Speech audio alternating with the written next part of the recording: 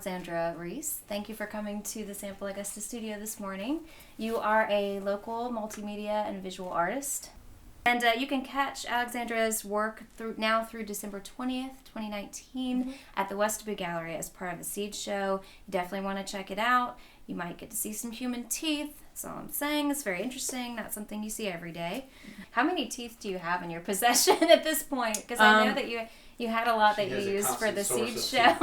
I'm running out. Actually, I got them from the dental students, and I had somebody I knew that my sister's husband, he went to dental school here, so they knew all these people, and I got in contact with someone, and a lot of the dental students, after they drill all those teeth, they just keep them in jars, and they get autoclaved, which is like a cleaning process, a medical cleaning process. Mm-hmm. So they're technically clean, but they smell horrible. Yeah. And they get put in jars, and then, you know, at the end of their time in school, when they're done with them, I guess they just throw them away. I'm not really sure where they go, but like they don't get used after a while, so. But they don't go into an immediate like biohazard situation. Waste. Yeah, teeth aren't. I don't think teeth are considered biohazard because they're not. They have no tissue. Yeah, they're not carrying. Yeah, they're not carrying diseases usually. They smell bad though, like really bad. The jars with the good teeth smell like 1,000 people's collective morning breath. Oh. Ew.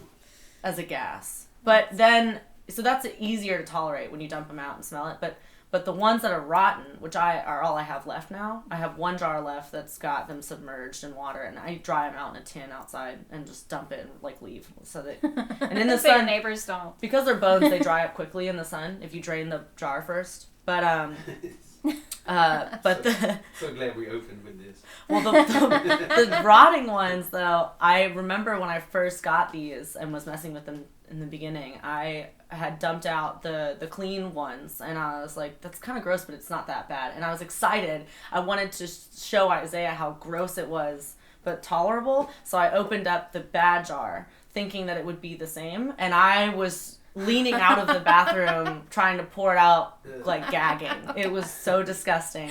It smells so bad. Clearly you've suffered for your art, for art's sake. Yeah, I started draining them outside. I'll just go outside and kind of turn and hold my breath and drain it so that it doesn't get into my airspace.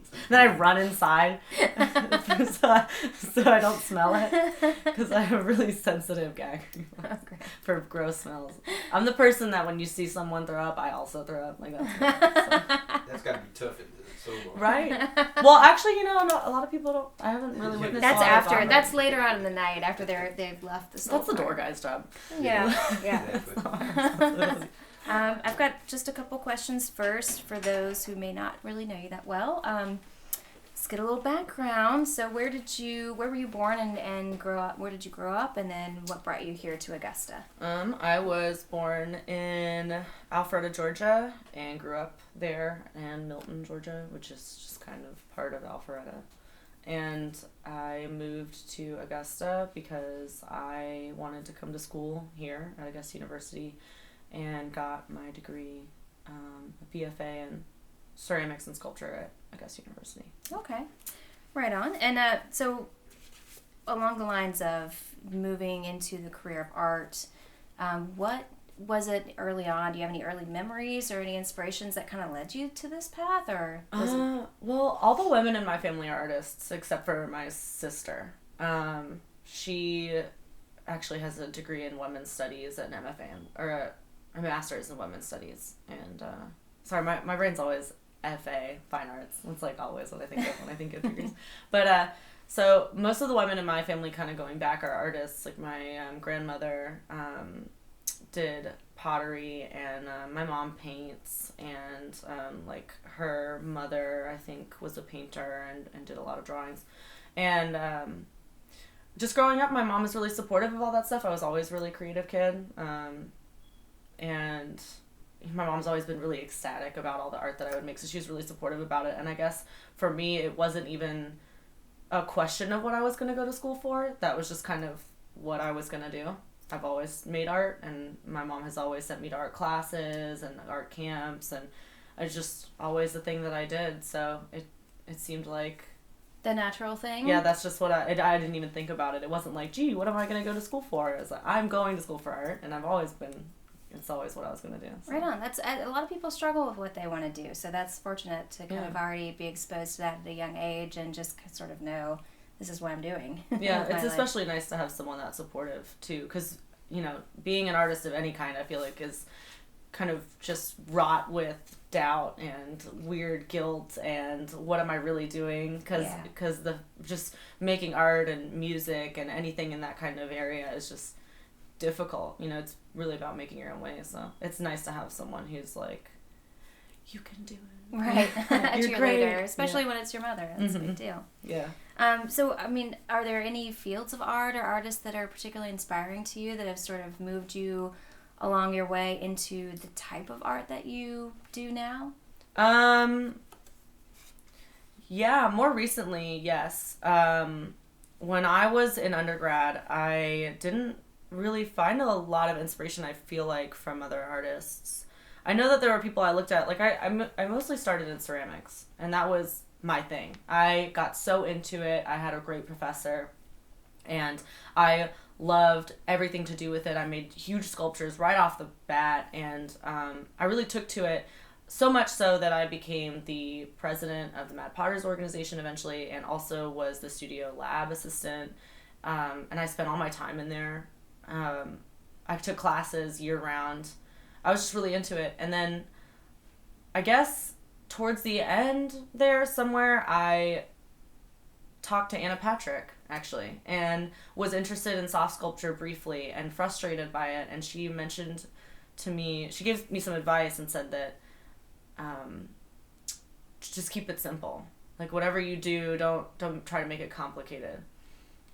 And I immediately found something I loved. I got, I guess it's PVC, like clear vinyl PVC plasticky fabric, like neon pink, and I made this giant abstract figure with it, and it was just front and back pieces. Like, I just cut out the shape and then I stuffed it, and that was it. And it was really janky. The way that I put it together was goofy. It wasn't so great. I made it for an installation class that I did not do so good at. And, but it was like it was the last project of that class, and I was in love with it. It was like the coolest thing. I was so excited. And after that, that was like all I wanted to do. I completely ditched ceramics out the door, and then just went right into all this weird plasticky fabric stuff. And then I started to find things I liked. Like, I was really interested in the 80s as kind of like an aesthetic. And I started finding artists I like. This lady, Eileen Quintana. She's based out of Miami, and she does all these fantastic, really bright neon installations and it's like, she uses like mannequins a lot, and they're just these giant environments. And so I started really taking a liking to that kind of idea. And I'm still not really working in installation, but I want to. So that's an area that you're kind of hoping to do more of in the future. Mm-hmm. Yeah, I'm applying to UGA for their Master's in Fine Arts, Studio Arts program. Okay. And I'm hoping that I get in, and then I can start really utilizing that space and amenities to make larger, more involved works. So you want to get your master's, and that was something we had discussed a while back. Is other than sort of learning and studying under artists in fields that you like, installation, that you really want to pursue, do you have other plans for your master's degree? What's the more specific goal with that degree that you have in mind, or is it just to further your education in art because you love it? I know that a lot of people get masters and go into teaching. Mm-hmm. That's kind of the thing. I don't want to do that. I like teaching, kind of. I like teaching people things and talking to them, but I want to just support myself on my art. My goal is to get into the Venice Biennale. That's like my end-all be-all. Like, if I get invited to have art in that event, then I'm set. I've done what I wanted to do. Tell us more about this event. So, I'm probably going to botch this, actually, to be quite honest with you. It's, from what I gather, the biggest art event in the world, or at least one of the biggest. And it's this huge thing that happens in Venice where all these really amazing artists come and do these like giant exhibitions, and it's just like a big just art event. I don't That's know. awesome. Fine arts. And I guess I haven't, it's like it's a big deal, you know. It's so. like the ultimate honors to be Yeah, involved. that's at least what I've taken from it. Right. And a lot of artists that I have been inspired by, like John Baldessari and Shoplifter, who is a new Icelandic, I think she's Icelandic artist. She was just there at this most recent event. And actually the Augusta University's Morris Eminent Scholar was featured there recently as well in the last show. And she actually got to see Shoplifter's work in person, and it is fantastic. She makes these giant installations out of human hair extensions and fiber art, and I'm really inspired by her because she talks about kind of lifting up materials that, like in textile art, that were typically placed on a lower pedestal and putting them in like a fine art atmosphere, and that's kind of what I'm trying to do. Is it more focused on everyday objects or material, or what exactly, when you're looking for a material or something that you're going to incorporate into an art piece, what are you looking for? Are you just looking at things that you come across in your daily life and sort of seeing if you get inspired by them? Do you go to the fabric store? Like, what is your kind of process when you're starting a new piece? I'm really drawn to shiny things, but I do mostly shop at the craft store. I like using the materials there that you find, like sequins and beading, all the things that you find in kind of like the women's craft section of the craft store. I mean, it seems kind of redundant because I guess you would assume that the craft store is mostly a woman's thing, but that's kind of the thing. It's like I really like using materials that would typically be used in not a fine art setting in the home by typically like women and you know, children maybe, and it's stuff that wouldn't be considered in fine art sculptures. And so that first piece that I made in my installation class, I stuffed with just regular polyfill, which is just what you use for like stuffed pillows animals and pillows. And I figured out quickly that it would be more entertaining to use a variation of materials that you can see through that plastic, and that's when I made the 6 pieces that I had at my senior exhibition, The Eyes Have It, at Westabu a little over a year ago. All those pieces were vinyl abstract figures with nothing but sequins and glitter, and they were very heavy. But I think that a lot of pretty much all my materials and my art making practices are derived from women's crafting or homemaking activities. So I do a lot of sewing on the machine, and I use a lot of like jewelry making supplies and sequins, and it's kind of just a lot. It's like an amalgamation of women's homemaking skills that become these sculptures that I create as sort of kind of like a commentary, not necessarily a negative one, just kind of it's like playing. Right now I'm just playing with it. I'm playing with these materials. I'm playing with what they mean and how they present. Everything's pink because it's a very gendered color. And that was gonna be one of my questions. Let's talk about pink, because you use a lot of that in your work. Yeah. And is it associated for you with the feminine sort of aspect or aspects of femininity or the feminine mystique? You mentioned that your sister is involved in women's studies. Is it something in your family that's important? Just the feminine perspective, and does the color pink sort of speak to you on that level, or is it just an accidental preference of a color that you love? I think it's kind of funny. I didn't like pink for a long time, and as you can see, I don't wear anything bright. So, I don't really. I guess it was just when I first made that first piece, it was really exciting.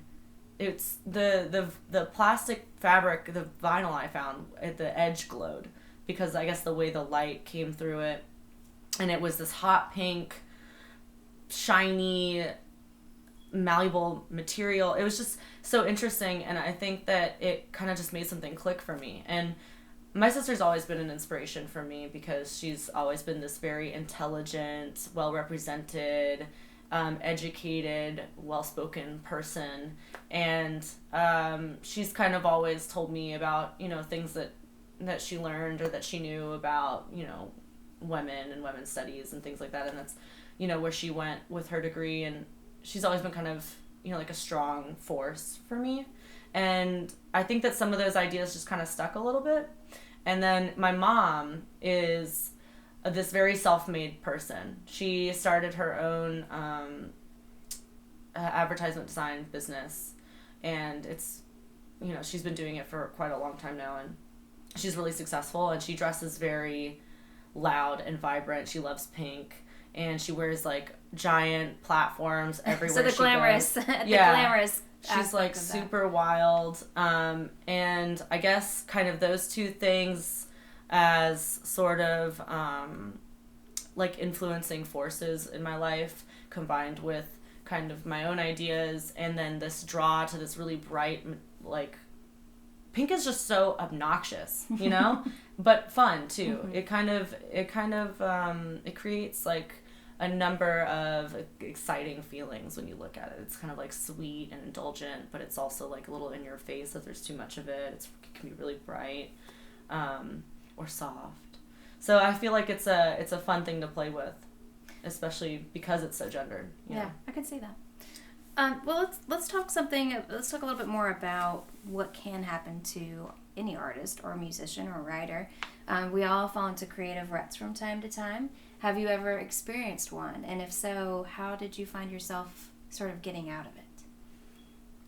Yeah. I mean, quite a few times, I guess. When I was in school, I felt for a minute that I wasn't doing anything worthwhile because I guess I wasn't being, like, officially recognized in anything. I wanted to get into the juried student shows, and I wanted to win, like, scholarships, and I think one year I didn't get in, and then the next year I had all this weight on it. I felt like I had these really cool works, and I submitted some stuff, and I didn't get in, and I remember, like, getting into the car. You know, I'm happy for the students who did get in, right, obviously, but I had worked really hard on some of the pieces that were in there. I felt like they were really cool, and they didn't get chosen, and I got in the car, and I called my mom, and I was like, I don't even know why I'm in school. Oh. I feel like I'm not going anywhere. You know, you say that you think I'm going to be, like, successful, but, like, here I am not, you know, doing anything. I think that was my junior year. And she was supportive. She said that wasn't true, and, you know, she did all the right things. She told me that I should try again next year, and that just because I'm not winning stuff now doesn't mean that I'm not good or talented or creative or gonna be able to do those things later. And the next year I did get in, and I did get a scholarship. That was my last year, and then I had a kick-ass show at Westview, so it kind of worked out. And then, but after that, I hit another rut where I just kind of, like, fell into partying downtown, and I got a job bartending, and all I cared about really was, like, hanging out late night and doing that. And I did that for, like, 8 months, and realized that I wasn't making art anymore, and that I wasn't happy, and that it was a lot of drama, and I wasn't doing all the things I said I wanted to do. So I quit doing that, going downtown as much, kept my bar job, obviously, and then started, like, staying in more and making more art, and that's kind of, like, where I've gotten to now. Since then, I've made a lot of stuff. Some I don't have anymore, but right. Still, I've been making still on a that lot journey, of though. art. Yeah, still going hard, still making a lot of art. Actually, right now, I have a giant painting in the living room that I'm working on, that I started at the live painting thing. Still working on that. Now, that was a part of the Post-Punk Musician Fest, yes. 2019. Now, that was the piece that you did for the Fall Fest, which is sort of this female figure with floating pink clouds sort of coming out of the figure, which is really amazing. I really love that piece. Yeah, where's that piece at? That piece is in my living room right now, and I have added another pink cloud, and it is actually coming along really nicely. I'll show you guys a picture. I took one before I came by today. It looks great. I'm not quite done yet, but I was struggling with some boob shadows for a minute. Yeah, I'm really interested in deconstructing the figure, so being able to paint something like that at the show was nice. I plan to do more, because I have 3 more pieces of wood that size, so I'll do more for sure. You gave an artist talk for the Augusta Teens Arts Council at the Morris Museum of Art this year. I did. Tell me a little bit about that. What inspired you to kind of share your love for art in that setting? Did you have a show or a piece on display? And how important is it to you to share what you're doing with the community outside of shows and pieces that you exhibit in different galleries? Well, Jason invited me to do it, so that's how I heard about it. And Jason of Westaboo? Jason Walter. Oh, Jason Walter. From Post Punk, because he worked there at the time, and that was, I think, his whole thing. I guess it's exciting to know that there are, young people out here in Augusta who are interested in art in that way, like going to that kind of event at the museum and hearing people talk about their art who are, a little bit older than them, but kind of in that space and making their way in art. And I didn't really know what I was doing. I feel like I could have, presented an artist talk a little bit better. It was a little intimidating, I guess. But it was cool to be able to talk to young people about what I do and what I make. And I brought sculptures with me, the things that I had at Westaboo. I didn't have a show at the time. When was that? It was January of last year. So I was just working on stuff, kind of. And I just kind of, brought what I had and put together an artist talk and a slideshow and just had, an activity with them. And I showed them how I made the vinyl things, on a smaller scale. Right. Yeah, I don't know. What was your other question? Did I answer all this? Yeah. I was just saying, how important do you think it is as an artist to be involved in things like that? Really important, actually. I think that I'm kind of bad at being involved. I've gotten better at it recently, but and that's actually one of the things I regret, is that I would hide all my artwork that I was working on in my house, and I didn't take pictures and share it. And I think that's typical of any artist or a lot of artists and musicians are that way. I was like, it's going to be a big reveal. I'm going to have all this stuff. And that didn't plan out. This didn't pan out too right. But that's I guess I think it's good because when you start interacting with other artists in your community, there's kind of a dialogue and a network there, and then you can, you can kind of add to the art community you're in, but also as far as talking to younger people who are interested in art or people who are trying to get into it and who aren't necessarily younger, it's important because there are people out there like me when I felt like I wasn't going to contribute anything to the fine art world or the art world in general, and that I should just stop where I was because I wasn't doing what I thought I should be doing. And when you spend the time to reach out to other people and teach them about what you have going on and learn about what they do, it's just better. It is important, yeah. I think it is really important. It's for the community itself also, and for the individual, of course, because then you just have more people in your life who are interested in the kind of the same sort of things that you are, and you have friends to call when crazy things happen. Yeah, and it's more fun too. Yeah, it's way more fun. Post-punk Meet Musicians is fantastic. Yeah, that was a great event, and I think that has led to a lot of other things with people collaborating with one another. I certainly didn't know about a lot of the artists in town before I went to the event, so that was one of the ways that Me neither. So it was really great. Yeah, it was. And speaking of that and of Augusta.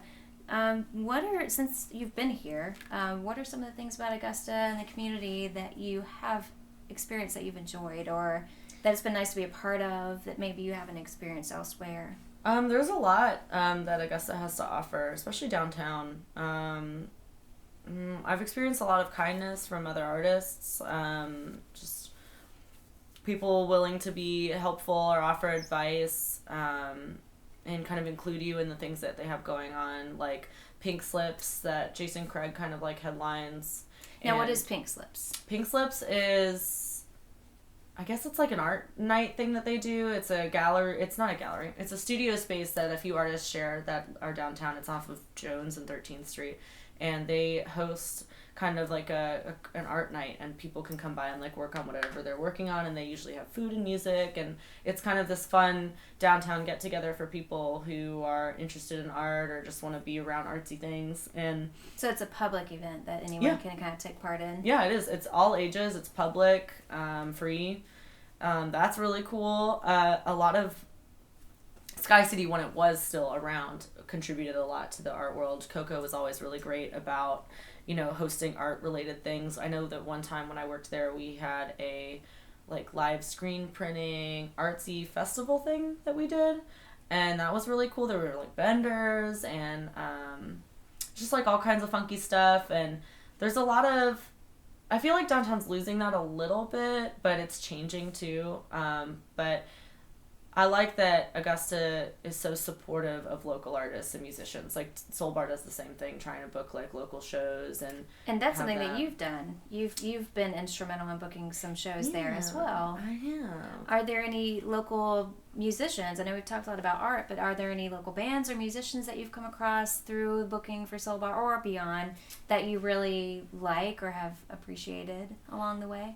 Well, I booked a Possum Rot show once, but I mean, we book Possum Rot all the time, but I specifically one time booked them and it was a great show. But I love Possum Rot. I'm sure everybody does though. They're kind of like I feel like the most popular downtown band, honestly. R.I.P. by the way. They're having so Possum Rot is. Oh my god! I thought you meant somebody died. No, I was like, who R.I.P. died? band. I know Matt's moving, but you scared me. I was like, rest in peace. Rest in peace. Oh man, are you gonna make me cry? No. No, but Jason's always really cared a lot about that stuff. He's been really cool about it. Jason Rubio. Jason Rubio. Who is Coco Rubio's brother? Yep. So Jason Rubio running the Soul Bar, Coco Rubio at the Miller now. Yep. Used to be Sky City. Mm-hmm. Both. I think that Coco and Jason have done a lot to support the arts. They've been great bosses too. They were great people to work for. I liked working for both of them a lot. They're different, but they're great bosses. I'm definitely gonna miss the family style aspect of how they run their businesses when I leave, because. And you're leaving soon. You're going to Athens. Yep, Thursday is my last day at Soul Bar this Thursday, and I'm working a double, and then that's it. It just seems so sudden. I know. A double and that's all. But I mean, I'll still be around Augusta. I don't live far. I hope so, because we like having you here. Yeah, I'll be there. So I have another question. We've talked a lot about the great things of Augusta, the things that you appreciate. Has there been anything that's been frustrating here about the community at large, or about your time as a bartender or artist, or just a part of this community? Anything that you think needs work? You can say no. That's a valid option too. It might take a minute to think about it.